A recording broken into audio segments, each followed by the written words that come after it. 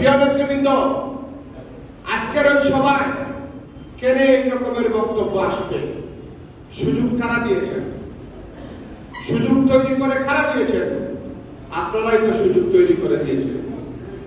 আমরা যখন আন্দোলন সংগ্রাম করেছি, রাত্রে 3টার সময় 4টার সময় ফোন দিয়েছে, কিভাবে কি বানাতে হয়, কিভাবে কি ফুটাতে হয়, সেটাও আপনাদেরকে আমরা বলেছি, বলি নাই?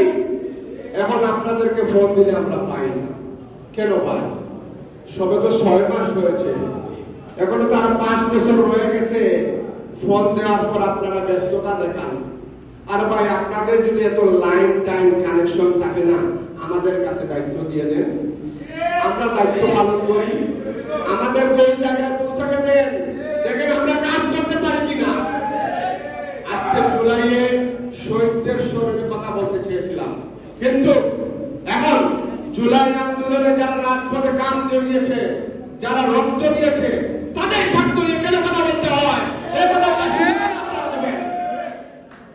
আপনাদের কাছে বিনীত অনুরোধ, আপনারা যারা মনে করেন এখন আমরা সরকারি দল হয়ে গেছি, আর ভাই 5 বছর পর আবার রাজপথে আন্দোলন করতে হবে, আমাদের কি প্রয়োজন হবে না? দিনারদের কি প্রয়োজন হবে না? সুদীপদের কি প্রয়োজন হবে না? আফতারদের কি প্রয়োজন হবে না? যুবেদের কি প্রয়োজন হবে না? মাহবুবকে প্রয়োজন হবে না? আমি আফসরকে প্রয়োজন হবে না? শ্রমিক দলের জীবনকে কি প্রয়োজন হবে না? আজ কি প্রয়োজন হবে না? আবার কি রাত্রে 3টার সময় আপনারা কি আমাদেরকে ফোন দেবেন না? না, বলে দেন। আজকের সভা থেকে গ্যারান্টি দিয়ে বলে দেন, আমরা এখন সরকারি দলেতে আছি, আমাদের হাতে এখন প্রশাসন আছে, আমরা এখন প্রশাসন দিয়ে সবকিছু নিয়ন্ত্রণ করবো। তোমাদের মতো কর্মী, তোমাদের মতো নেতার প্রয়োজন নেই। আজকে এটা ক্লিয়ার মেসেজ করতে চাই, কথা বলতে চাই না। কথা পালাতে গেলে আজকে রাত হয়ে যাবে, কথা বলতেই থাকবো।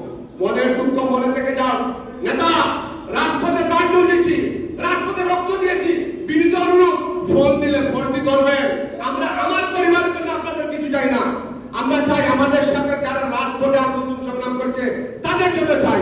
আমরা ফকির না, আমরা ফকির না, নেতা কর্মী ফকির না, নেতা কর্মী ফকির না। আমরা কারো করুণায় থাকতে চাই না, আমরা ভিক্ষা তৈরি হাঁটতে চাই না।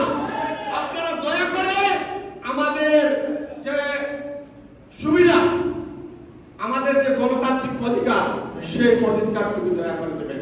সবাইকে ধন্যবাদ। আল্লাহ হাফিজ। বাংলাদেশ জিন্দাবাদ। ধন্যবাদ সদস্য।